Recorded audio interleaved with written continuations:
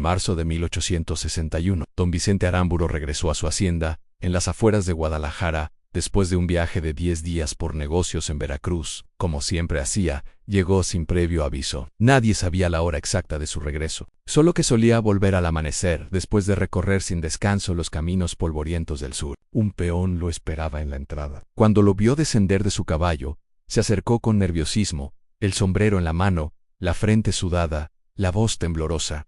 «Señora, ¿no hay noticias?» Don Vicente lo miró. «¿Qué tipo de noticias?» El peón dudó. Bajó aún más la cabeza. «Es sobre la señora Trinidad y la señorita Elisa, ambas. Están encintas San de Joaquín». Don Vicente frunció el ceño. No entendían. El peón tragó saliva. El mozo de los establos. Joaquín por un momento no hubo reacción en el rostro del hacendado, solo silencio. Luego preguntó: «¿Dónde está?» Esa fue su única respuesta. Don Vicente era un hombre que había dedicado su vida al trabajo. Heredó la hacienda a los 22 años, cuando su padre murió de fiebre amarilla. En 40 años la transformó en una de las más grandes del estado. La tierra producía maíz y agave en igual abundancia. Tenía más de 250 esclavos trabajando entre los campos, los molinos y los establos. La casa principal era un monumento de adobe blanco con arcos tallados, corredores amplios y columnas forradas en bugambilias. Desde fuera todo parecía armonía, respeto, tradición. Trinidad, su esposa, había sido admirada por toda la alta sociedad de Guadalajara, elegante en sus vestidos de seda, instruida en literatura francesa, siempre discreta, siempre devota. Todos la describían como el retrato de la virtud. Elisa, la hija única de ambos, era el reflejo de esa crianza, jovencita bella, educada, joven promesa de la aristocracia regional. A sus 19 años ya había recibido 5 propuestas formales de matrimonio, todas rechazadas por don Vicente. Ninguna le parecía suficiente. Ninguna elevaba lo suficiente el nombre Aramburo, pero en unos pocos meses, todo se había venido abajo. Ninguna enfermedad, ninguna bancarrota. Solo elecciones, hechas a escondidas bajo el mismo techo. ¿Cómo podía ser que un esclavo o alguien nacido sin derechos terminará cruzando los límites más sagrados del honor familiar? ¿Cómo había seducido a la madre y a la hija? ¿Fue seducción? ¿Fue imposición? ¿Fue ceguera, ignorancia, abandono? La respuesta estaba entre las paredes silenciosas de esa casa, en los pasillos donde nadie hablaba, en los jardines donde miradas prohibidas se cruzaban sin palabras. Joaquín había nacido en la hacienda. Su madre había muerto durante el parto. Fue criado en los establos, alimentado con leche de cabra. Los mayores decían que desde niño tenía una calma extraña. No lloraba, no se quejaba. Aprendía observando. A los 12 años ya sabía montar caballos que ni los jinetes adultos se atrevían a tocar. A los 15 era el mozo más eficiente en todo el campo. A los 20 comenzó a trabajar directamente bajo el capataz de los establos. Y a los 30 don Vicente lo asignó como responsable del cuidado de los caballos de raza, los más valiosos que tenía para exhibiciones y venta. Esa decisión lo cambió de sección, y con eso le cambió la vida. Pasó de trabajar en los campos lejanos a estar a menos de 100 metros de la casa principal. Aquel cambio parecía solo un ascenso dentro del mundo invisible de los esclavos, pero lo trastocó todo. Trinidad lo vio por primera vez de cerca un día de lluvia. Estaba parada junto a la ventana de la sala con un chal en los hombros, mirando cómo el agua se deslizaba por la piedra de la fuente. Joaquín caminaba entre los establos sin apurarse, con una manta mojada sobre los hombros. Todo el mundo se protegía, corría, se guardaba. Él no caminaba como si llevara el cielo encima. Ella lo observó desde el cristal, el movimiento de sus brazos cuando acariciaba a un caballo asustado, la forma en que su mirada no buscaba aprobación. En esa paz hubo algo que ella no logró olvidar. Quizá porque a los 45 años Trinidad hacía tiempo que no sentía que alguien la mirara, ni que alguien le suscitara curiosidad. Su esposo dormía en otro cuarto desde hacía 2 años. La relación era correcta, respetuosa, pero seca, civilizada, en todo lo opuesto a lo que vio en Joaquín. En su manera de moverse entre los animales, en los músculos marcados, bajo la camisa mojada, en esa voz que no necesitaba fuerza para hacerse oír. Fue solo una vez al principio. Un día de mayo de 1860, don Vicente había viajado a Veracruz. Joaquín estaba podando los arbustos junto al corredor de piedra. Trinidad salió con un vaso de agua helada en pretexto, una excusa que ni ella misma creyó. Le ofreció el vaso. Joaquín la miró por un segundo. Luego bajó la vista. Lo aceptó. Dijo: «Gracias, señora». No dijo más. Después de eso, comenzaron los encargos: en que repare la fuente, que arregle las bisagras de la puerta, en que remueva las piedras cerca del pozo. Cosas que no necesitaban atención, pero que ella usaba para tenerlo cerca. Joaquín obedecía sin decir palabra. Subía los no. En cada casa Había historias sobre esclavos que confundían la amabilidad con permiso, y después desaparecían a las minas, a las galeras, o peor. Pero había algo diferente en los silencios entre ellos, algo que no se decía, pero crecía. Cuando por fin Trinidad lo llamó a su habitación, no fue con palabras suaves. Le dejó una orden escrita con un criado. La señora requiere una reparación en el balcón privado. Preséntese con herramientas. Joaquín se presentó. Golpeó suavemente la puerta en una criada. Abrió, lo hizo pasar. No había nada que reparar, solo una mujer sentada frente a un espejo, sin decir nada al principio. Le indicó que cerrara la puerta. Si alguien pregunta, ¿estás reparando la cerradura?, dijo.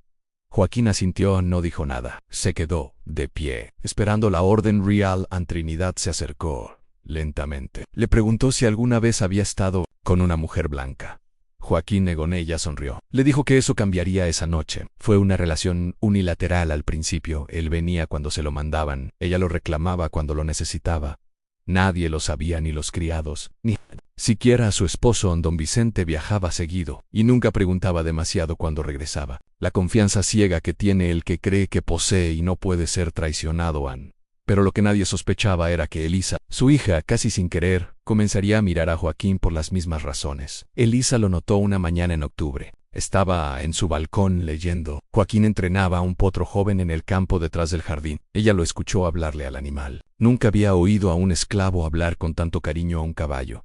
Ni siquiera los capataces lo hacían. Era otra cosa. Una conexión fluida, como si se conocieran. Elisa bajó el libro. Se asomó. Durante minutos lo observó moverse alrededor del potro, paciente, casi bailando en círculo, hasta que el animal se acercó y permitió que lo tocara. Parecía un encantamiento. Ella se quedó ahí, viendo sin ser vista, hasta que Joaquín montó el caballo y cabalgó de vuelta a los establos. Ese día algo se encendió. Comenzó a bajar al jardín más seguido. Al principio con excusas tontas. A recoger flores, a caminar, a tomar siempre cuando Joaquín estaba cerca. Empezaron las conversaciones cortas. ¿Qué flor es esa? Dama de noche, señorita, y cuando florece, nada más. Pero ya algo se había dicho sin necesidad de palabras. Elisa tenía 19 años, criada, entre tutores privados y tías rigurosas. Nunca había tenido una conversación sin filtro con ningún hombre. Solo pretendientes con trajes elegantes que le narraban sus herencias futuras. Joaquín era diferente. No trataba de impresionarla. No pedía su atención. Solo la ofrecía sin saberlo. Un día, Elisa bajó con un cuaderno.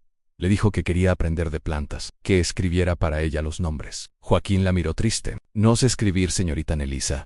Sonrió. Entonces le enseñaré. Fue la primera vez que Joaquín quiso decir que no. Pero no put, porque en los ojos de aquella joven había una dulzura que no conocía. No imposition, no deseo disfrazado, solo generosidad. Así comenzaron las lecciones en secreto. Por las noches, Elisa bajaba con una vela. Se encontraba con Joaquín bajo el árbol del aljibe. Le enseñaba las letras. Él repetía en voz baja, tocaba el papel como si fuera frágil, como si tuviera algo sagrado entre las manos. En esas noches de susurros creció algo que escapaba a sus voluntades. Joaquín estaba atrapado en dos mundos. Trinidad, que lo poseía en la sombra. Elisa, que lo miraba con esperanza. Y él, que no tenía a dónde ir, ni cómo rechazarlas, ni cómo protegerse. En esta historia no se construyó en un día. Comenzó con miradas, luego palabras, luego secretos, y cada secreto le pesaba a Joaquín como un grillete nuevo. Pero todavía no sabía lo que vendría, ni que en menos de un mes, cada mujer en esa casa reclamaría un hijo suyo, y que no habría camino de regreso para ninguno de los tres. Durante semanas, las noches en la hacienda se llenaron de pasos a escondidas, de puertas que se cerraban despacio, de respiraciones. Joaquín seguía siendo llamado a la habitación de Trinidad cada vez que don Vicente salía de viaje. Ella no hablaba mucho durante esas visitas. Le abría la puerta en bata. Lo esperaba de pie o sentada en la cama. Él entraba sin decir palabra. Hacía lo que se le pedía. Después se vestía y se marchaba por la misma puerta, sabiendo que nadie podía verlo, sabiendo que si alguien lo hacía, no tendría forma de explicarlo. La diferencia con Elisa era que ella nunca lo exigía. Siempre se lo pedía. Esa elección, aparentemente pequeña, significaba todo para él. En las lecciones nocturnas se hicieron más frecuentes. Elisa llevaba más libros, más velas. Llevaban frutas para comer mientras él repasaba las letras en voz baja. A veces Elisa se quedaba dormida junto a él en el banco de piedra, con la cabeza sobre su hombro. Entonces Joaquín no se movía ni para respirar. Solo cerraba los ojos y deseaba que ese momento no acabara en el día frente a todos. Joaquín era solo un trabajador más. Bajaba la cabeza como siempre lo había hecho. No cruzaba miradas con Elisa.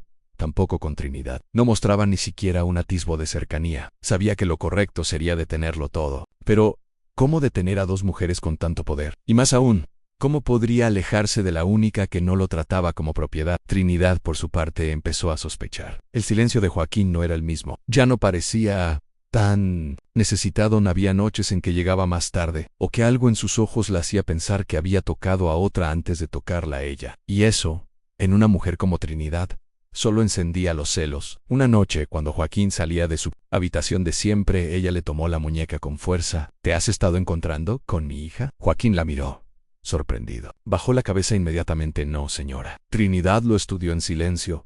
Anne sabía que mentía. Lo sintió en el temblor de su mano.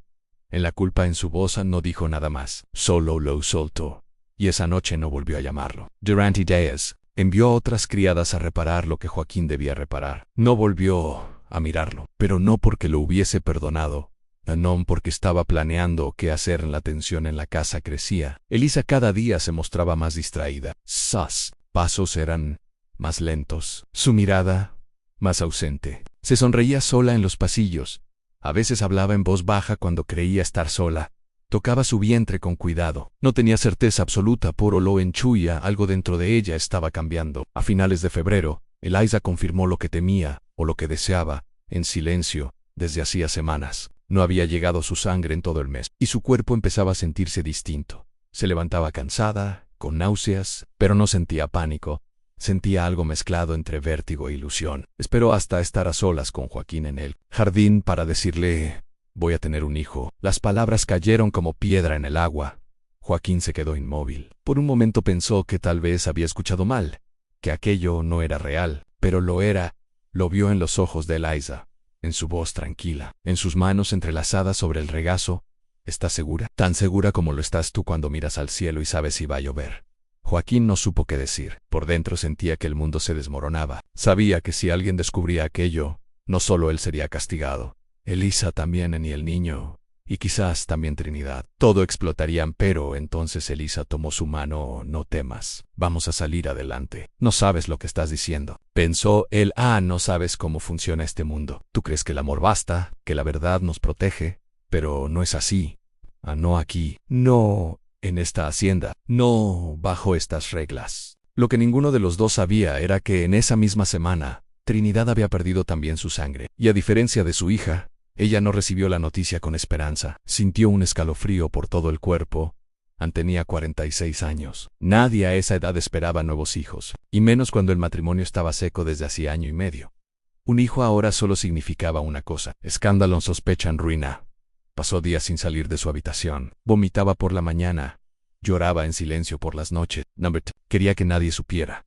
No quería que don Vicente la tocara. No quería que el mundo la viera transformarse en señal de pecado. Una criada, sin querer, la escuchó vomitar por las mañanas. Y cuando salió al mercado, comentó entre risas que la señora parecía tener el mismo malestar que las jóvenes recién casadas. El comentario se esparció como fuego.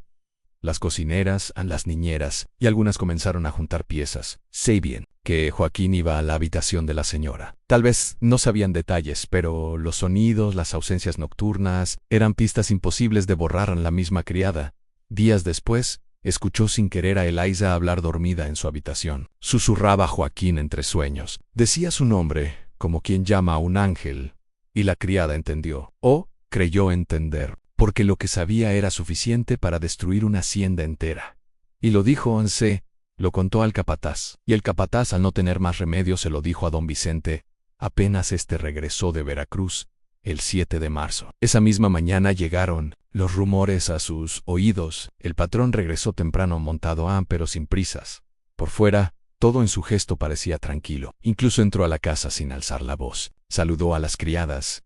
Buscó a su esposa, le besó la frente, le preguntó si se sentía mejor. Ella asintió, sin mirarlo. Luego fue al jardín donde Elisa leía, como siempre. Tu madre te busca. Eso fue todo lo que dijo. Después caminó directo hacia los establos. Su paso era firme en sus ojos vacíos. Iba a buscar a Joaquín, no para preguntar, no para gritar, solo para mirarlo a los ojos y saber si todo lo que se decían era cierto. Joaquín estaba en los establos cuando lo vio entrar. Don Vicente no traía sombrero, no traía látigo, no traía expresión en el rostro. Solo caminaba, derecho, con los ojos fijos en él, como si no hubiera nadie más en el mundo. Joaquín dejó de alimentar a los caballos. Enderezó la espalda. Bajó la vista, no dijo una palabra. Don Vicente se detuvo frente a Aylan, lo observó por unos segundos que se hicieron eternos. Quiero la verdad, dijo, en voz baja. Solo eso. La verdad. Don Joaquín tragó saliva.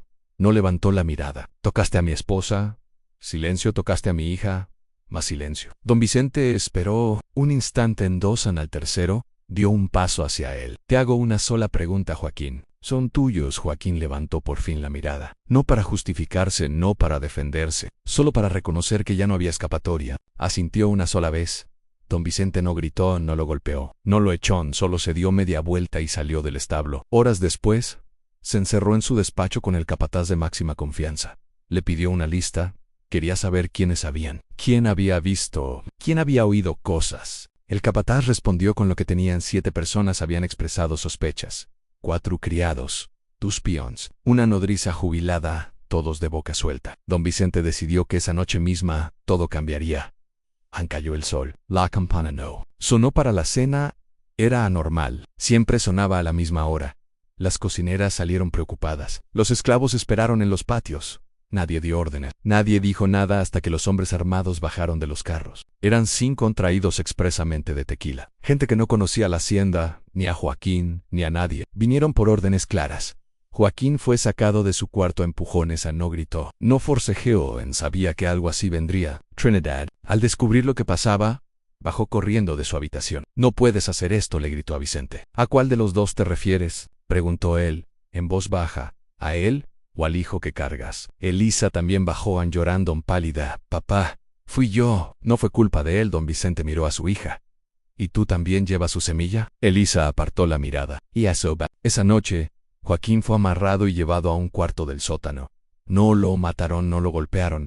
El castigo era diferente. Más cruel. Fue encerrado solo, en la oscuridad, sin comida, sin agua, sin saber cuánto tiempo pasaba. Solo los gritos arriba, los portazos, los reclamos entre esposos, los llantos contenidos, una familia desmoronándose en pedazos en la superficie. Don Vicente tomó decisiones rápidas. Envió telegramas a los padres de los pretendientes de Eliza, explicando que su salud no era adecuada para el matrimonio. Inventó rumores de una fiebre nerviosa. Mandó alejar a Trinidad a casa de una tía en San Juan de los Lagos con la excusa de descanso. Pero lo que nadie esperaba era lo que hizo después. A la 5ª noche, bajó al sótano. Solón llevó una lámpara. Abrió la puerta de hierro. Joaquín, deshidratado, con la barba larga y la piel lacerada por el suelo de piedra, apenas levantó la cabeza. Don Vicente lo observó. En su boca no había resentimiento, solo algo más profundo, derrota. No puedo matarte, dijo, aunque todos me digan que debería. No puedo darte el castigo rápido que mereces. Joaquín no respondió. Pero tampoco vas a quedarte con esto. No te vas a quedar con nada de lo que robaste. Lo que siguió fue peor que la muerte. Don Vicente vendió a Joaquín a una compañía que explotaba trabajo clandestino en la construcción del ferrocarril de Guadalajara a Colima. Ni siquiera figuraba como esclavitud legal. Era un hueco del sistema. Ninguna protección, ninguna ley. Nadie sobrevivía allí más de unos meses. Joaquín fue encadenado y llevado en carreta ese mismo amanecer. Ni Trinidad ni Elisa pudieron despedirse durante semanas. No se volvió a nombrar su nombre en la casa. Se prohibió a los sirvientes hablar del asunto. Pero el silencio no sanaba. Solo escondía la podredumbre. Elisa cayó en una tristeza profunda. Su vientre crecía, pero su alma se encogía. Se negó a comer. Se negaba a ver gente. Solo un mes más tarde Elisa se desmayó en el corredor. La llevaron a su cama. El médico, llamado en secreto, declaró un embarazo avanzado de 3 meses. Don Vicente no dijo una palabra. Solo se encerró en su despacho. Esa noche, por primera vez en 40 años, se escuchó un disparo dentro de la hacienda. No fue fatal. La bala impactó en una pared, pero fue la señal. A la semana siguiente, Eliza fue enviada a un convento en Zamora. Don Vicente argumentó que necesitaba reposo espiritual. Allí el hijo nació. Nunca lo registraron con su nombre. Nunca supo quién era su padre. Fue entregado a una familia sin hijos en Lagos de Moreno.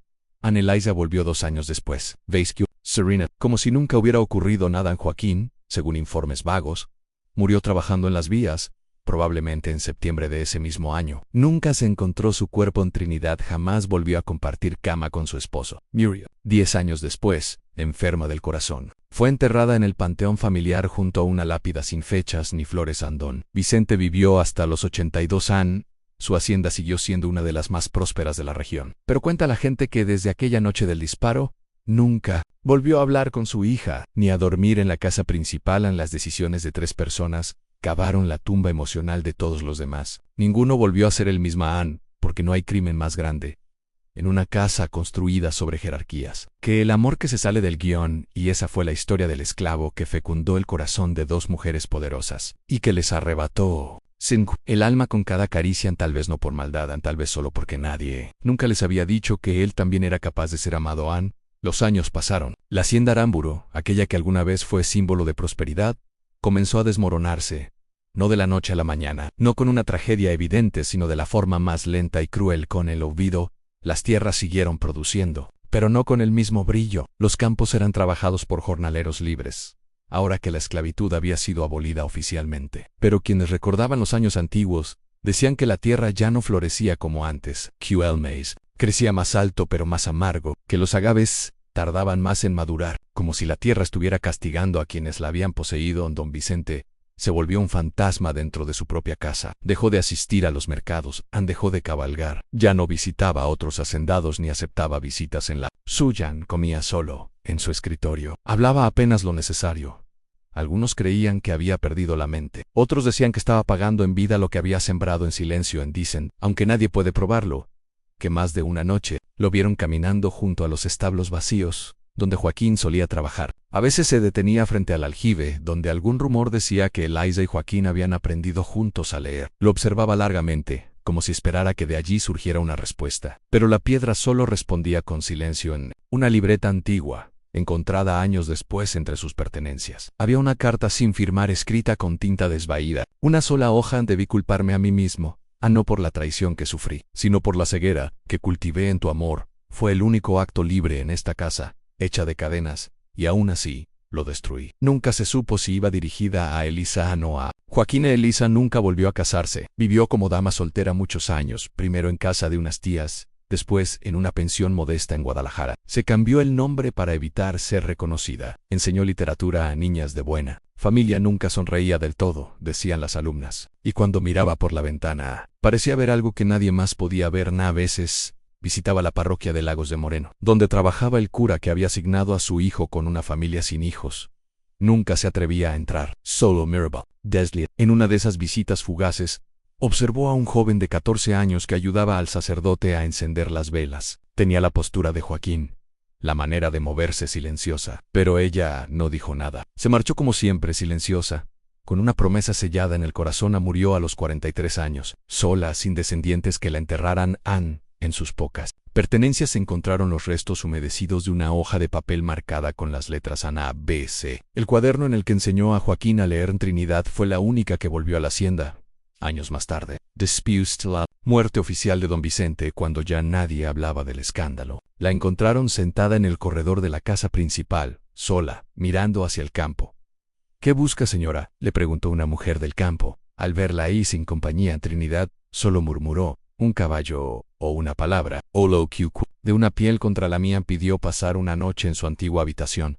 Le permitieron hacerlo. Al amanecer, no despertó. Murió como si hubiera estado esperando el regreso de alguien que tardó demasiado en llegar. Fue enterrada junto a su esposo, no porque lo eligiera, sino porque así decía de Gistrón y de Joaquín. No se supo nada más, en ningún documento registró su muerte. Fue tragado por el polvo de la historia, como tantos otros pero algunos decían, camineros, obreros, viajeros, que más allá de Colima, en lo profundo de la montaña, había voces. Un canto bajo en lenguas mestizas. Un hombre que había trabajado con caballos como si hablara con ellos. Otros decían que había escapado, que vivía entre indígenas libres, que tenía otro nombre, otra vida. Otros hijos nunca se comprobó. Pero si hay algo que aún se cuentan en las ruinas de la vieja hacienda Aramburo, lo único que permanece intacto, a pesar del abandono, es un banco de piedra en el jardín trasero, con moho viejo, pero intacto. Algunos dicen que si uno se sienta ahí de noche, cuando el viento sopla bajo, se puede escuchar el sonido lejano de 2 voces repitiendo las letras del abecedario, y que si cierras los ojos, por un segundo, sientes una mano tomar la tuya, con ternura, amor, en la forma más prohibida, pero también en la forma más verdadera. En 1887, Un joven mecánico llamado Ismael trabajaba en los talleres ferroviarios de Guadalajara. Tenía 26 años, manos fuertes y curtidas, espalda recta, y una mirada que no buscaba aprobación, como si llevara consigo algo propio e inviolable. Nadie sabía mucho de su pasado. Había sido adoptado por una familia callada en Lagos de Moreno. Nunca conoció a sus verdaderos padres, pero a veces, cuando trabajaba con mulas o limpiaba las ruedas oxidadas del tren, alguien notaba cómo se acercaban los caballos a él sin miedo, como si lo reconocieran, como si su sola presencia calmara el espíritu de los animales. Decían que tenía buen trato, que los caballos lo obedecían como a un hermano mayo. Una tarde de octubre, un anciano llegó al taller. Venía del sur, de Michoacán. Buscaba a alguien que pudiera restaurar una antigua carreta con herrajes oxidados. La carreta había pertenecido a una hacienda en ruinas, una del tiempo antiguo, un lugar olvidado. Se llamaba La Aramburo. El dueño actual, sobrino de don Vicente, quería venderla como pieza de museo. Ismael aceptó el trabajo, no sabía por qué, pero desde que escuchó el nombre de la propiedad, algo en su sangre se agitó, como una víbora dormida removiéndose. Enlope fue la primera vez que alguien mencionaba ese lugar frente a él. Aramburu sonaba como si alguna parte de su alma lo hubiera estado esperando. Cuando Ismael puso las manos sobre la carreta, algo cambió. Había barro seco entre las rendijas, había marcas bajo la madera, hechas a cuchillo. Una de las palabras talladas era apenas visible en Wok. No terminó de leerla durante las semanas que siguieron. No pudo dormir del todo. Soñaba con caminos polvorientos, con una mujer de cabellos oscuros enseñando letras en la oscuridad, con susurros bajo un árbol y una figura que se tragaba la noche. El anciano volvió a los talleres a revisar el avance. Ismael, sin saber por qué, le preguntó, ¿quién fue Joaquín? El viejo lo miró serio. Depende a quién le preguntes. Para unos, un esclavo; para otros, el causante de un escándalo. Para quien sabe leer la historia, un mártir sin altar. Ismael frunció el ceño. ¿Qué hizo? Tal vez nada. Tal vez amó a dos mujeres que no podía tocar.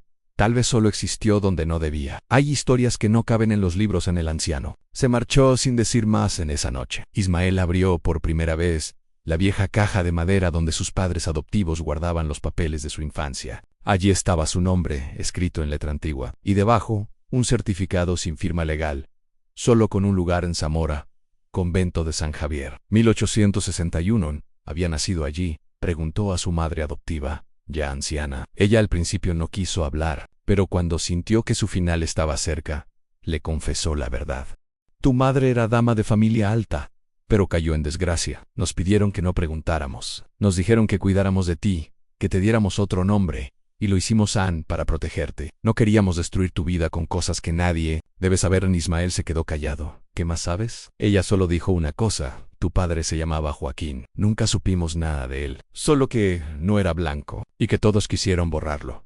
Ismael se sintió vacío. No por dolor, sino por el silencio que había crecido dentro de él sin nombre durante tantos años. Comprendió por qué su piel era más oscura, por qué algunos lo miraban diferente. Recordó todas las veces que otros hijos de taller lo insultaron o se burlaron de él por no tener apellido. Comprendió, también, que cargar la sangre de dos mundos era una condena y una promesa. Días después, viajó a las ruinas de la antigua hacienda Aramburo. Llegó al atardecer. Las paredes blancas estaban carcomidas por los años. El jardín lleno de maleza. Solo el banco de piedra seguía en pie. Anne se sentó ahí. Los ojos no esperaba nada. Solo escaquer. El viento sopló entre las ramas altas. Anne. Y entonces, se oyó muy quedo, muy lejos, una voz de mujer, enseñando letras. B, C, y otra voz, más grave, más baja. B, C. Ismael abrió los ojos. Anne sintió algo caerle por la mejilla. No era una lágrima, era silencio derritiéndose desde dentro, como si dos generaciones de mentiras se encontraran. Por fin, una sola verdad. En esa banca, juró no olvidar. Volvió al taller, y cada domingo contaba la historia de su origen a quien quisiera escucharla. Escribió todo lo que supo en un cuaderno, no para él, para su hijo, que venía en camino. Un hijo que crecería sabiendo que su apellido no valía mucho, pero su sangre valía. Una historia que había intentado ser borrada, y que, mientras alguien la contara, seguiría viva. La tierra guarda secretos, pero el corazón los reclama cuando están listos para ser contados, y a veces, los hijos de los esclavos caminan hacia su historia sin saberlo. solo guiados por una herida que no les pertenece, pero que es suya desde antes de nacer. Si te gustaría una parte 6 desde el punto de vista del esclavo mismo, quizás cartas que dejó, memorias ocultas que llegan a manos del hijo, o transformar toda esta historia en formato de voiceover para cortos o video vertical tipo narración misteriosa. También puedo ayudarte con eso, no sé por qué escribo esto, tal vez porque estoy solo, porque la tierra aquí no reconoce ni mi nombre ni mis huesos, o tal vez porque el silencio ya no es suficiente. Lo he guardado todo por demasiados años. Siempre supe callar. Me enseñaron desde niño que los esclavos no hablaban, observaban, sobrevivían, pero ahora a los 33 años, y con las manos rajadas por el hierro del tren, siento que necesito dejar algo que no sea solo mi cuerpo. Escribo, desde un barranco entre Guadalajara y Colima. Llovió hace 3 noches.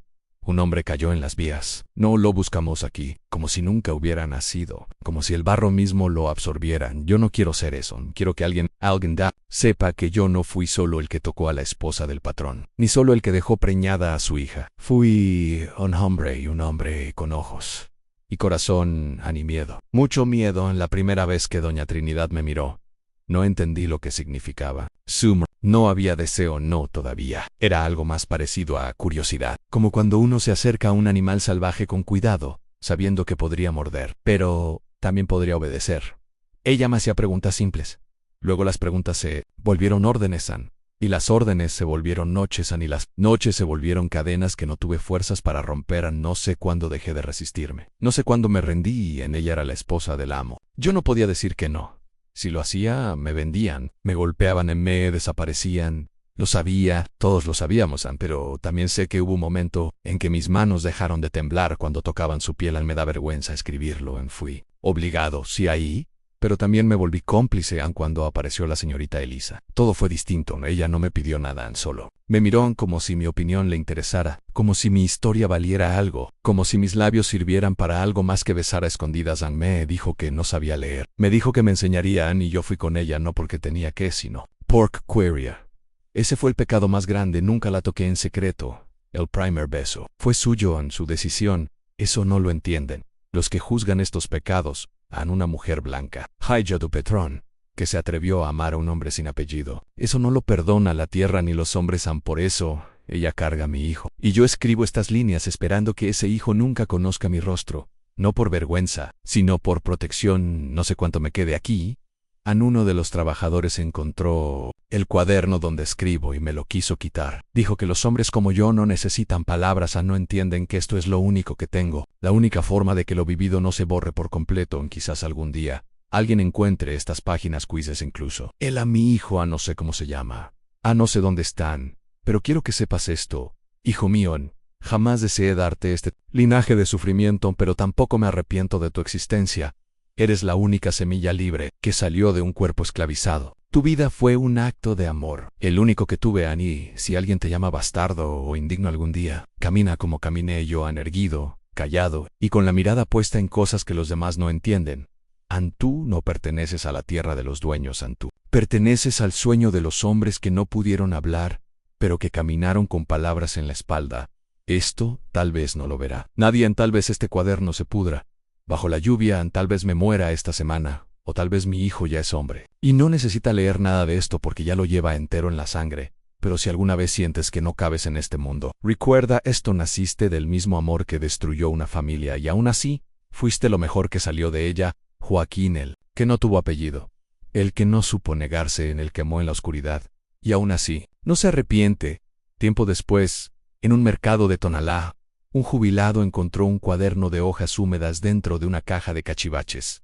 No tenía portada ni título. Lo compró por 10 centavos pensando que podría usarlas para hacer fuego. En una de las hojas tenía una frase escrita que lo hizo detenerse. Escribir es la única forma que tiene un esclavo de gritar sin ser colgado. No lo quemó, lo llevó a su casa, lo guardó, y aunque no lo leyó completo, sí supo decir una cosa: este cuaderno pesa como si alguien viviera todavía adentro. Y tal vez era cierto, porque cada palabra escrita en barro o sangre encuentra, tarde o temprano, a su lector, incluso si ese lector aún no ha nacido. ¿Deseas que trabajemos ahora en una recopilación de estas partes para convertirla en un libreto completo? ¿O que preparemos una narración de voz en off, basada en las confesiones de Joaquín para un cortometraje o video narrado? También puedo ayudarte formateando todo esto como novela corta o guión literario audiovisual. Tú dime cómo quieres continuar.